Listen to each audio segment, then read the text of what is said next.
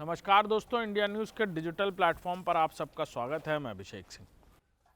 भारत और पाकिस्तान के बीच युद्ध जैसा माहौल बीते कुछ दिन पुरानी बात हो गई है, लेकिन इस युद्ध भरे माहौल के पीछे एक बड़ी घटना जुड़ी थी, जो थी पहलगांव में मासूम निर्दोष पर्यटकों पर पाकिस्तान समर्थित आतंकी संगठनों द्वारा किया गया अटैक। इस अटैक के जवाब में भारत ने ऑपरेशन सिंदूर लॉन्च किया, जो पाकिस्तान में अलग अलग 13 से ज्यादा बने लॉन्च पैड्स को ध्वस्त करने में कामयाब रहा। वहीं पाकिस्तान ने ऑपरेशन सिंदूर की गर्जना और तीव्रता पर पूरी तरह से अलग अलग तरीके के पैंतरे इस्तेमाल करना शुरू किए हैं। कहीं भारत दोबारा ऑपरेशन सिंदूर 2.0 ना लॉन्च कर दे, इसको लेकर पाकिस्तान ने अपनी और भारत की सीमा के आसपास बने 72 से ज्यादा लॉन्च पैड्स को अलग अलग जगह स्थापित कर दिया है। लॉन्च पैड्स यानी ये वो अड्डे हैं जहां पर दहशतगर्द और दहशतगर्दी को बढ़ावा देने के लिए ट्रेनिंग कैंप्स बनाए जाते हैं।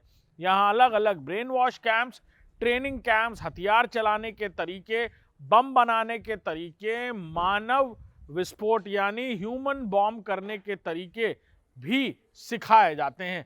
और अलग अलग टेररिस्ट आउटफिट्स यानी अलग अलग आतंकी संगठन, लश्कर तैयबा, जैश ए मोहम्मद, जमात-उद-दावा और अलकायदा के भी कुछ नॉन फंडेड और फंडेड संगठनों को भी यहां पर इसी तरह जगह दी गई है। ऐसे में बीएसएफ यानी बॉर्डर सिक्योरिटी फोर्सेस की तरफ से एक बात कही गई है कि अगर भारत ऑपरेशन सिंदूर 2.0 लॉन्च करता है तो पाकिस्तान की हर एक हरकत पर बीएसएफ की नज़र है।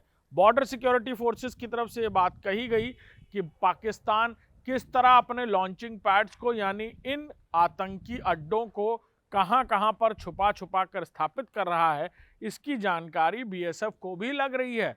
और अगर कभी ऑपरेशन 2.0 होता है यानी सिंदूर ऑपरेशन सिंदूर 2.0 होता है तो इन अड्डों को भी निस्तो नाबूद करने में बीएसएफ को बहुत वक्त नहीं लगेगा।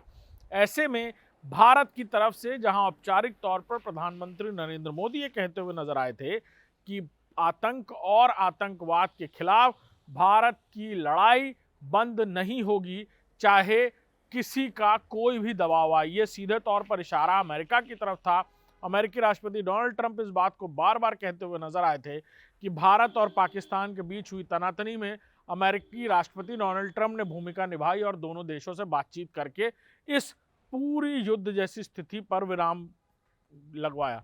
लेकिन अमेरिकी राष्ट्रपति के इस बयान का खंडन भारत के प्रधानमंत्री नरेंद्र मोदी ने यह कहते हुए कहा कि किसी भी बाहरी ताकत को इस स्थिति में आने नहीं दिया जाएगा और न ही किसी दबाव को माना जाएगा। भारत आतंक और आतंकवाद के खिलाफ अपनी लड़ाई को जारी रखेगा और वो देश जो इसका समर्थन करते हैं उससे भी बातचीत तब तक नहीं होगी जब तक इस मुद्दे पर बातचीत नहीं होती। नमस्कार।